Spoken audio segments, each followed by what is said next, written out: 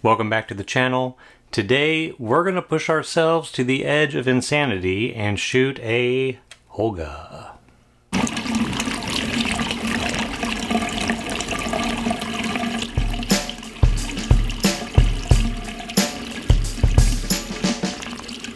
For those of you new to film, you may not have been in this long enough to finally find the Holga and think, hey, that's a good medium format camera for me to start with.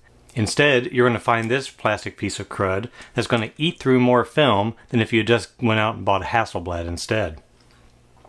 These are die-cast plastic bodies that say that they're cameras, but instead are more like film eating machines. You put a roll of film in here, you stretch it across, it gives you 12 square shots of 6x6. So these things have supposedly 60mm lenses, which are a little bit on the wide side for a 6x6 frame. They are uncoated single element plastic lenses, so if you go anywhere near the sun, you're going to have more flare than a lifeboat in shark infested water. It says f8, it's not f8. At best, it's an f12, and then you have one more aperture that might be somewhere around f18, but you never know.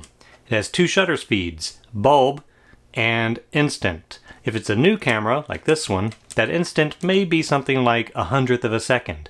If it's older and worn out, it could be slower down to something like a 60th or even a 30th. Who knows? Other than that, you have a tripod mount. And hey, that's the only metal piece on here that won't get destroyed because it's a piece of brass. Everything else is just little metal clasps and maybe the spring inside.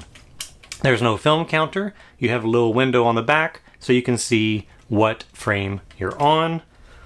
And you have a viewfinder. There's no rangefinder. There's no SLR. You are looking through this little window up front that's going to give you a rough approximation of what you're pointing at. Now, this camera may actually be the most challenging camera that any photographer can use. The only controls you have are whether you're shooting instant or bulb, and somewhat of a focus.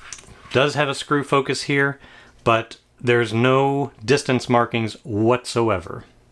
So you're really just kind of hoping that the graphic pictures on the lens barrel are somewhat correct, such as a mountain, a large group of people, small group of people, or a single person.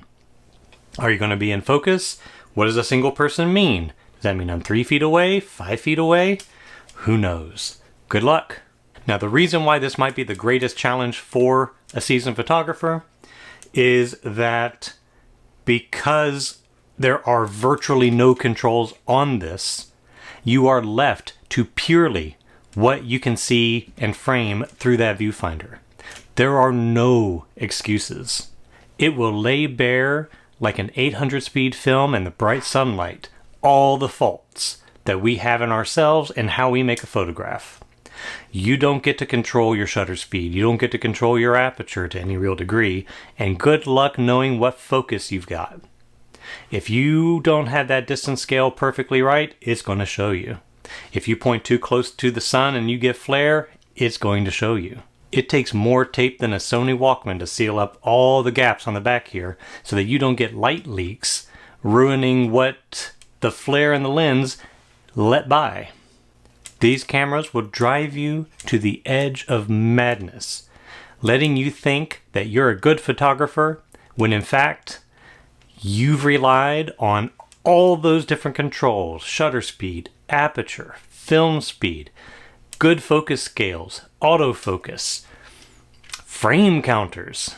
You get none of it. Not a single thing. You think you can handle one of these. I guarantee no one can handle one of these. If you think you're one of the people that can take these cameras out and just go and shoot and make good photographs, you're probably also one of those people that think you can win in a fist fight against a bear. It's just not going to happen. These cameras are going to take everything you know and then kick you in the groin with it and laugh at you. Then you're going to say, well, that was just a bad roll of film. Let's try again. Definition of madness. is trying the same thing over and over expecting a different result.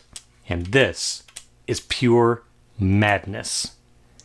It is, however, going to teach you how to see through a camera, because that is the only thing you're going to get with one of these. If you want to get stronger at seeing photographically and you don't want any of the other distractions, this will be the camera for you.